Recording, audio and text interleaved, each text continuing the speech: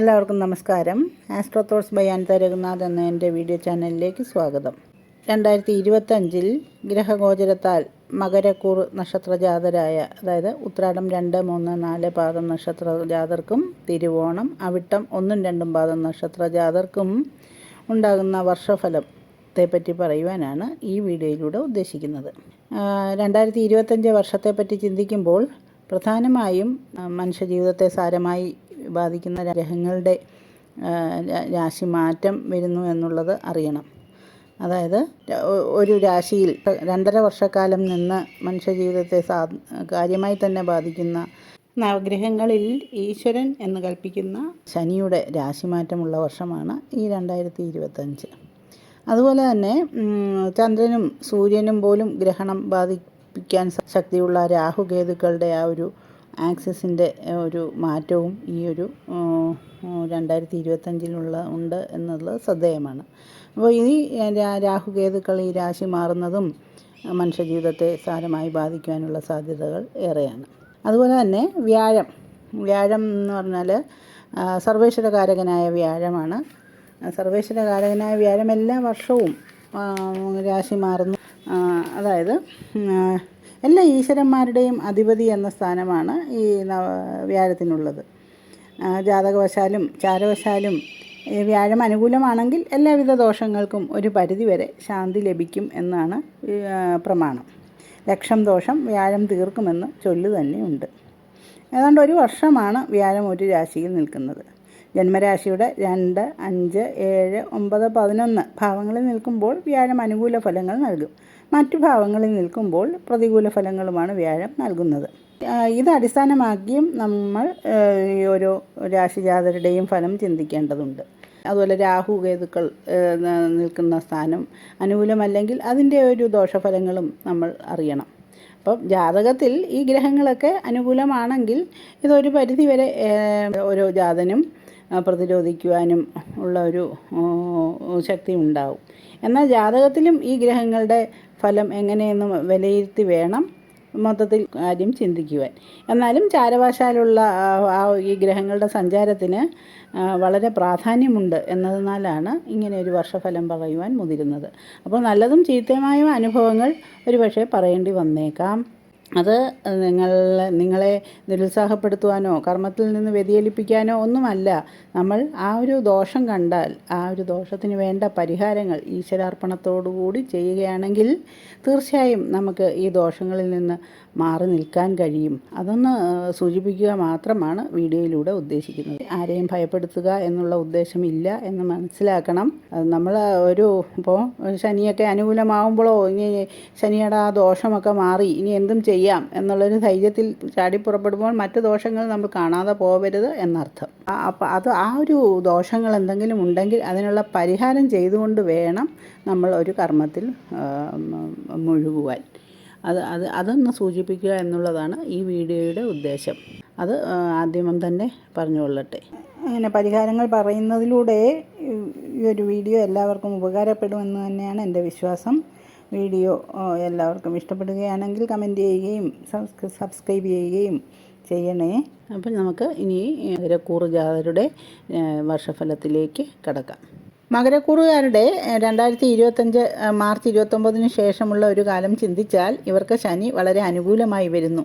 ഇവർക്ക് 7ാണ്ട ശനിയുടെ ആ ഒരു കാലം അവസാനിച്ചു. ശനി 3-ൽ നിൽക്കുമ്പോൾ വാഹനലാഭം, ധനസിദ്ധി, ആരോഗ്യം തുടങ്ങിയ അഭീഷ്ടസിദ്ധിയാണ് പറയേണ്ടത്.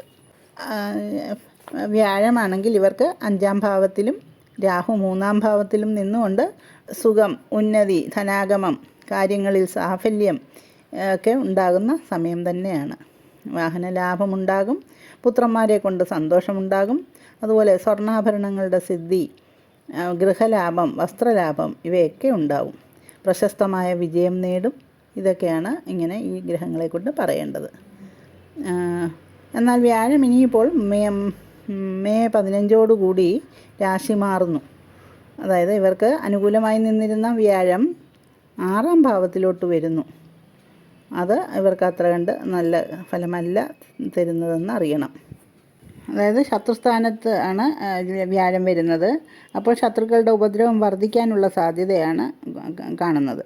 രോഗങ്ങൾ അധികരിക്കും. കള്ളന്മാരുടെ ഉപദ്രവത്തിന് സാധ്യതയുണ്ട്. വ്യാഴം സന്താനകാരകനും കൂടിയാകയാൽ സന്താനങ്ങൾ ധനപരമായ ആഗ്രഹത്താൽ വിവിധ പ്രശ്നങ്ങൾ ഉണ്ടാക്കാൻ ഇടവരാൻ സാധ്യതയുണ്ട്. ശരീരത്തിൽ കൊഴുപ്പിൻ്റെ അംശം വർദ്ധിക്കുകയും പ്രമേഹം വർദ്ധിക്കുകയും ഒക്കെ ചെയ്യാനുള്ള സാധ്യതയാണ് ഈ 6-ലെ വ്യാഴം കാണിക്കുന്നത്. രോഗപ്രതിരോധ ശക്തിയൊക്കെ കുറയാനുള്ള സാധ്യതയുണ്ട്. പകർച്ചവ്യാധികൾക്കൊക്കെ ഇടവരുവാനും ഒക്കെ സാധ്യതയുള്ളതിനാൽ ശ്രദ്ധ വളരെ ആവശ്യമായ സന്ദർഭമാണ്. കോടതി, പോലീസ് എന്നിവയുമായുമൊക്കെ വൈഷമ്യങ്ങൾക്കൊക്കെ സാധ്യതയുണ്ട് താനും. അപ്പോൾ ഈ വ്യാഴം അനുകൂലമല്ലാത്തതുകൊണ്ട് ഏറ്റവും പ്രധാനമായിട്ടും വ്യാഴപ്രീതി വരുത്തേണ്ടതാണ് ആവശ്യമായിട്ട് വരുന്നത്. വൈഷ്ണവ ക്ഷേത്രങ്ങൾ ദർശിക്കുകയും വ്യാഴാഴ്ചകളിൽ ഭഗവാന് വിഷ്ണു ക്ഷേത്രങ്ങളിൽ പാൽപ്പായസം മുതലായ വഴിപാടുകൾ നടത്തി ദോഷങ്ങൾ ലഘൂകരിക്കാനുള്ള കാര്യങ്ങൾ ചെയ്തു കൊള്ളണം. 2025 മറ്റൊരു വിശേഷമുള്ളത് ഒക്ടോബർ 18 വീണ്ടും വ്യാഴത്തിൻ്റെ ഒരു രാശിമാറ്റമാണ്. ഈ ഒരു രാശിമാറ്റം മിഥുനത്തിൽ നിന്നും കർക്കിടകത്തിലേക്കാണ് വ്യാഴം രാശി മാറുന്നത്. ഈ ഒരു രാശിമാറ്റം മകരക്കൂറുകാരെ സംബന്ധിച്ചിടത്തോളം വളരെ അനുകൂലമാണ്. അപ്പം ഒക്ടോബർ 18 വരെയും ഇവർക്ക് വ്യാഴം മറഞ്ഞ സ്ഥിതിയിൽ നിന്നും ഒരു വ്യാഴം 7-ലോട്ട് വരുന്നത് അനുകൂലമാണ്. ഇത് ഡിസംബർ 6 വരെ ഈ ഒരു വ്യാഴം ഇവർക്ക് അനുകൂലമായി നിൽക്കുന്നു. വീണ്ടും ഇത് മിഥുനത്തിലേക്ക് വന്ന് വ്യാഴം മറയുകയാണ്. അത് 2026 ജൂൺ വരെയും ആ തൽസ്ഥിതി തുടരുകയും ചെയ്യും. അപ്പോൾ ഇവർക്ക് വ്യാഴത്തെ ചിന്തിക്കുമ്പോൾ മെയ് 15 വരെയുള്ള ഒരു കാലഘട്ടം അനുകൂലമാണ്. പിന്നെ ഇവർക്ക് അനുകൂലമായിട്ട് വ്യാഴം വരുന്നത് ഒക്ടോബർ 18 മുതൽ ഡിസംബർ 6 വരെയുള്ള ഒരു കാലമാണ്. പിന്നെയും വ്യാഴം മറയുകയാണ്. അപ്പോൾ ഈ ഒരു സമയം വ്യാഴം അനുകൂലമല്ലാത്ത സമയത്തൊക്കെ വ്യാഴപ്രീതി നടത്തിക്കൊള്ളണം. ഓം നമോ നാരായണായ എന്ന മന്ത്രമൊക്കെ ചൊല്ലുന്നത് എന്തുകൊണ്ടും നന്നായിരിക്കും.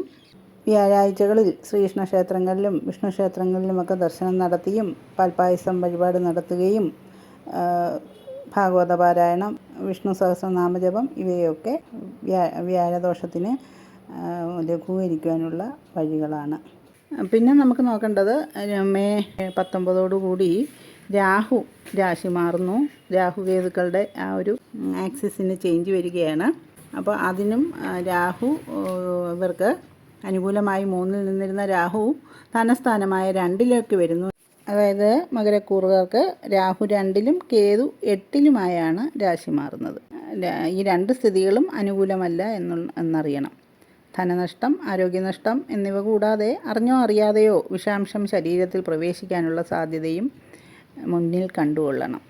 അപ്പോൾ വളരെ ശ്രദ്ധയോടുകൂടിയാണ് ശ്രദ്ധ വേണ്ട ഒരു സന്ദർഭമാണെന്നറിയണം. രാഹുകേതു പ്രീതി നിർബന്ധമായും ചെയ്തിരിക്കണം. അതായത് രാഹുവിനെ പ്രീതിപ്പെടുത്തുവാൻ നാഗക്ഷേത്രങ്ങൾ ദർശിക്കുകയും നവഗ്രഹ പ്രതിഷ്ഠയുള്ള ക്ഷേത്രങ്ങളിൽ രാഹുകേതുക്കൾക്ക് വഴിപാടുകൾ നടത്തുകയും കേതുവിനെ പ്രീതിപ്പെടുത്തുവാനായിട്ട് ഗണപതി ഹോമം നടത്തുകയും ഒക്കെ ചെയ്യേണ്ടത് ആവശ്യമാണ്. മകരക്കൂറുകാരുടെ 2025 പറ്റി ചിന്തിക്കുമ്പോൾ അവരുടെ കൂറിനധിപനായ ശനി അനുകൂലനാകയാൽ അവരുടെ ഇങ്ങനെയുള്ള വ്യാഴം മറഞ്ഞ സ്ഥിതിക്കുള്ള ആ ഒരു പരിഹാരവും രാഹുകേതുക്കൾക്കും വേണ്ട പ്രീതിയും അവനവൻ്റെ ജാതകത്തിലെ രാശിനാഥനെയും അപഹാരനാഥനെയും മനസ്സിലാക്കി അവരെ കൂടി പ്രീതിപ്പെടുത്തുകയാണെങ്കിൽ 2025 ഈ ദോഷഫലങ്ങൾക്കൊക്കെ ഒരു ലഘൂകരിക്കാൻ കഴിയുകയും 2025 അനുകൂലമാക്കുവാൻ കഴിയുകയും ചെയ്യും. എല്ലാവർക്കും ഈ വീഡിയോ ഉപകാരപ്രദമാകട്ടെ എന്ന് ആത്മാർത്ഥമായിട്ട് ആഗ്രഹിക്കുന്നു. വീഡിയോ ഇഷ്ടമാവുകയാണെങ്കിൽ സബ്സ്ക്രൈബ് ചെയ്യണേ. നന്ദി, നമസ്കാരം.